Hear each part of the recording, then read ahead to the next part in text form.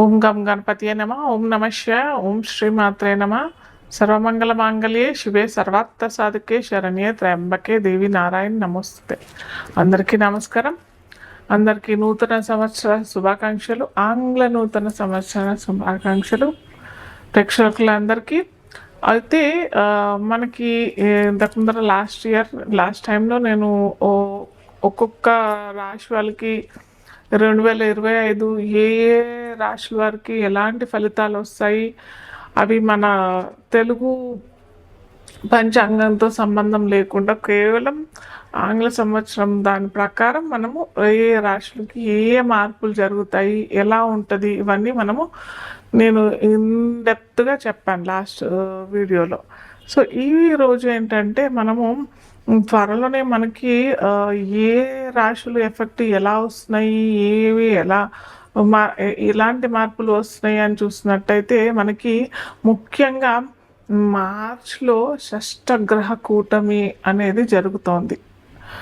క్రితం మనకు 2019 సంవత్సరంలో కూడా షష్టగ్రహ కూటమి ద్వారా మీకు అందరికీ తెలిసిందే, మనకందరికీ ఎంతోమంది జ్యోతిష్ శాస్త్ర నిపుణులు మరియు శాస్త్రవేత్తలు ఎన్నో రకాలుగా చెప్పారు.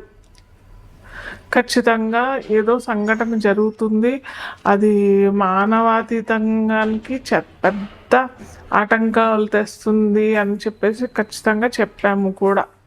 కాకపోతే అది పర్టికులర్గా ఈ వ్యాధి వస్తుంది అని చెప్పేసి చిన్నగా ఒక సూచిక మాటకే మాకు ఎవరికైనా అంతే, జ్యోతిష్య నిపుణులు 90 నుంచి 95% కరెక్ట్గా చెప్పగలుగుతాం. 5% అటు ఇటు అన్నట్టుగానే ఉంటుంది, ఖచ్చితంగా అయితే రాదు. కాకపోతే అక్కడ కూడా ఇది ఏంటంటే దేశగోచారం ప్రకారంగా చూసిన సంఘటన అన్నమాట. కాబట్టి మనకి ఎలాంటి ఫలితాలు వస్తాయని చెప్పేసి ఈ షష్టగ్రహ కూటమి వల్ల మనము అప్పుడు చెప్పగలిగాం.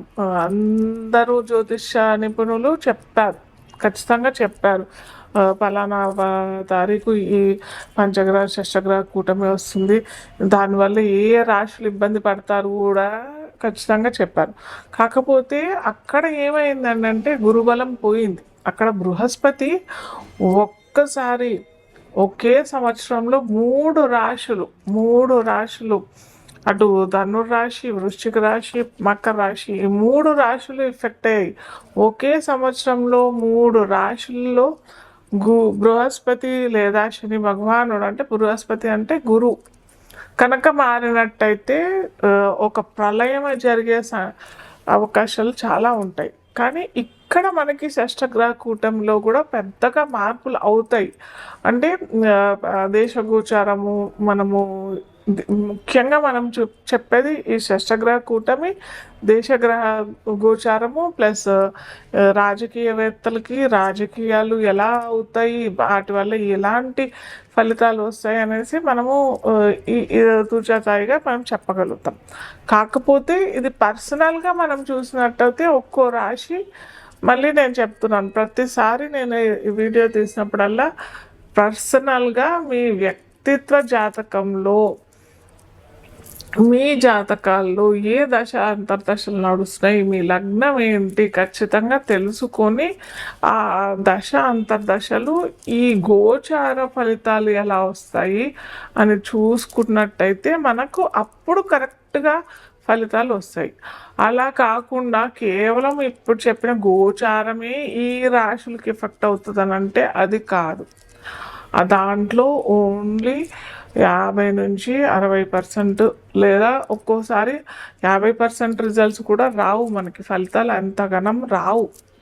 మనం ఖచ్చితంగా మన నక్షత్రం ఏంటి, మన రాశి ఏంటి, మన లగ్నం ఏంటి, దశాంతర్దశలు ఏమి నడుస్తున్నాయి, లగ్నాధిపతి ఎంత బలంగా ఉన్నాడు, ఇవన్నీ మనం ఖచ్చితంగా మన జాతక చక్రంలో తెలుసుకోవాల్సిన విషయాలు. దాని ద్వారా ఈ గోచారం ఏంటంటే ఒక 20 to 30% రిజల్ట్స్ వస్తాయి. అంతేగాని ఈ గోచారంలో ఇవన్నీ మార్పులు జరిగిపోతున్నాయి, మాకేమో జరిగిపోతుంది, అందరికీ ఏమోనో అయిపోతుంది, అద్భుతాలు అయిపోతాయి, లేదా ఇవి అవ్వవు, లేదా ఈ పలానా రాశి వాళ్ళు ఇలా అయిపోతారు అన్నట్టు అలా ఏమీ జరగదు. కాకపోతే మనకి తూచాతాయిగా మనకి ఏ రాశిలో ఈ గ్రహాలు కలయిక నడుస్తుంది. యాక్చువల్గా గ్రహ కూటమి అంటేనే షష్టగ్రహం అంటే 6 గ్రహాలు కూటమి అంటే కలుసుకొని ఆ రాశిలో కూర్చు అది కూడా 2 రోజులే జరుగుతుంది సంఘటన. ఎందుకంటే ప్రతి 2.5 రోజులకి చంద్రుడు మారిపోతాడు. చంద్రుడు ఒక రాశి నుంచి ఇంకో రాశికి మారిపోతాడు. కాబట్టి మనకి ఇక్కడ చంద్రుడిని కలుపుకుంటే రవి ఇక్కడ ఉంటాడు, శని భగవానుడు వచ్చేస్తాడు 30వ తారీఖుకి మార్చి 2025 మనకి 30వ తారీఖు ఈ సంఘటన జరుగుతోంది. అయితే అది కూడా 2 రోజులే జరుగుతుంది. అప్పుడు రవి శని భగవానుడు వచ్చేస్తాడు, బుధుడు వచ్చేస్తాడు, శుక్రుడు ఉంటాడు అక్కడే, రాహు కూడా అక్కడే ఉంటాడు, ఈ గ్రహాలు బుధుడు కూడా అక్కడే ఉంటాడు. కాబట్టి ఈ గ్రహాలన్నీ ఉంటాయి. కాబట్టి మనము ఆ 2 రోజులు మనము షష్టగ్రహ కూటంగా మనం తీసుకుంటాము. ఆ రాశి అంటే మీన రాశిలో పడుతుంది కాబట్టి మీన రాశి వాళ్ళకి ఎలా ఉంటుంది, అలాగే మిగతా రాశులందరికీ కూడా ఎలా ఉంటాయి మనం చూస్తాము ఇప్పుడు తుచతాయిగా. అయితే ఇంకొకటి ఏంటంటే ఇక్కడ తెలుసుకోవాల్సింది చాలా ముఖ్యమైన విషయం ఏంటంటే ఈ ఒక లాగా వచ్చేస్తుంది అనమాట. అంటే మనకి 2 రోజులు షష్టగ్రహ కూటమి ఉంటుంది, తర్వాత 2.5 రోజుల తర్వాత చంద్రుడు వచ్చేస్తాడు, తర్వాత 10-15 రోజులకి రవి మారిపోతాడు, మళ్ళీ బుధుడు వెళ్ళిపోతాడు, రాహు మనకి కుంభరాశిలోకి వచ్చేస్తాడు. ఇలా అన్నీ ఒక్కొక్క గ్రహాలు వెళ్ళిపోతుంటాయి. శుక్రుడు వెళ్ళిపోతాడు, బుధుడు వెళ్ళిపోతాడు, ఇవన్నీ వెళ్ళిపోతుంటాయి. కాబట్టి ఆ పంచగ్రహ కూటమి అనేది కూడా మెల్లిమెల్లిగా వీడిపోతుంది. కాకపోతే ఇక్కడ ఈ పంచగ్రహ కూటమి అనేది కూడా 10-15 రోజుల్లో మనకి 7 రాశులకి అంటే 7 లగ్నాలకి మటుకు, అదే 7 లగ్నాలకి మటుకు కాలసర్పదోషం వస్తుంది.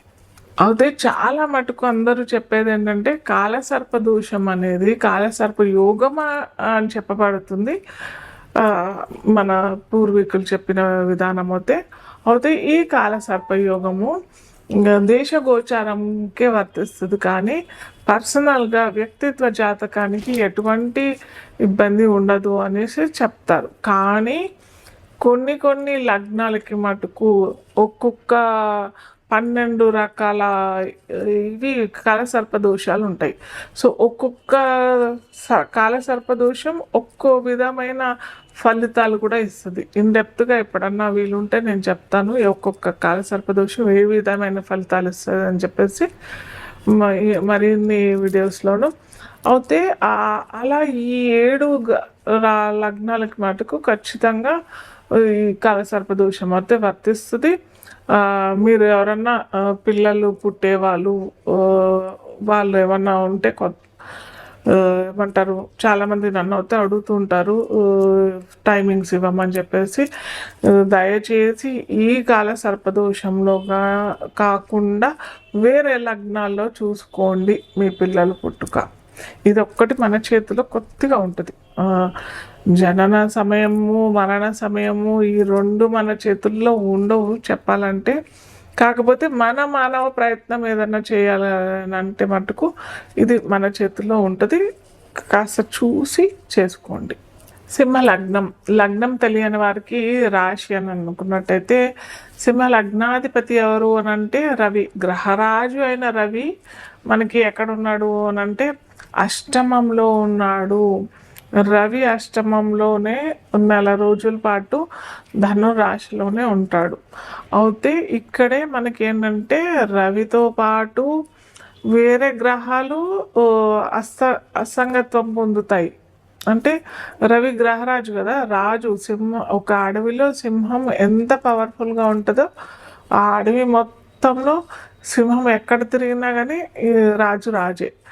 అయితే ఇక్కడ ఏమైపోతుందంటే మనకి రాహు కూడా ఉంటాడు. సో ఈ ఈ షష్టగ్రహ కూటమిలో నెల రోజుల్లో మనకి రాహు డిగ్రీస్ రవి డిగ్రీస్ ఎప్పుడు దగ్గరగా ఉంటుందో అది కాస్త చూసుకున్నట్టయితే ఆ సమయంలో కొద్దిగా మీరు ఏమైనా పరిహారాలు చేసుకున్నట్టయితే చాలా చక్కటి ఫలితాలు వస్తాయి. ముందరే తెలుసుకొని చేసుకుంటే మంచిది. చాలామంది ఏంటంటే రవి రాహు దగ్గరలోనే ఉన్నారు, మీకు అంటే ఓన్లీ కూటమి చూసే చెప్పేస్తారు ఇది గ్రహణ యోగం, మీకు ఇలా అయిపోతుంది అలా అయిపోతుంది. కంగారు పడకండి, ఆందోళన చెందకండి. ఏ డిగ్రీస్లో ఉన్నారు అప్పుడు ఇది కూడా నవజాత శిశువుకే వర్తిస్తుంది, కానీ ఆల్రెడీ సింహ లగ్నం సింహ రాశి వాళ్ళకి ఇది వర్తించదు.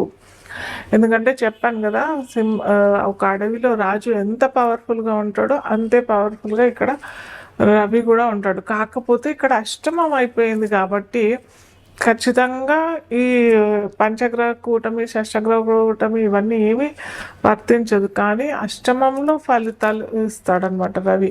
కొద్దిగా ఆరోగ్యంలో అనారోగ్యానికి గురయ్యే అవకాశాలు, కొద్దిగా స్వల్ప అనారోగ్యము లేదా స్వల్పంగా ఏమన్నా మనకు అప్పుడే ఎండలు స్టార్ట్ అవుతూ ఉంటాయి కదా, వేసవి కాలం కూడా మొదలవుతూ ఉంటుంది కాబట్టి కొద్దిగా బాగా ఎండలు ఎక్కువగా ముదిరిపోయే ప్రదేశాల్లో ఉన్నవాళ్ళు కొద్దిగా జాగ్రత్త పడండి. కొద్దిగా మజ్జిగ అన్న లేకపోతే ఇంకేంటంటే ఇవి మంచినీళ్ళు పంచడానికి నీటి దానం చేయండి. అది మజ్జిగ పంచుతూ ఉంటే కూడా చాలా మంచిది. అలాగే ఎరుపు వస్త్రాలు ఎరుపు వస్తువులు ఏమన్నా ఇవ్వటానికి ప్రయత్నం చేయండి. ఫిబ్రవరిలోనో మార్చిలోనో మాఘమాసము మనకి ఈ ఉగాది దాకా మీరు చేసుకున్నట్టయితే మనకి ఈ అష్టమ రవి ఫలితాలు తగ్గిపోతాయి. అంతేగాని షష్టగ్రహ కూటమి వల్ల ఏదో అయిపోతుంది అన్నట్టయితే కాదు.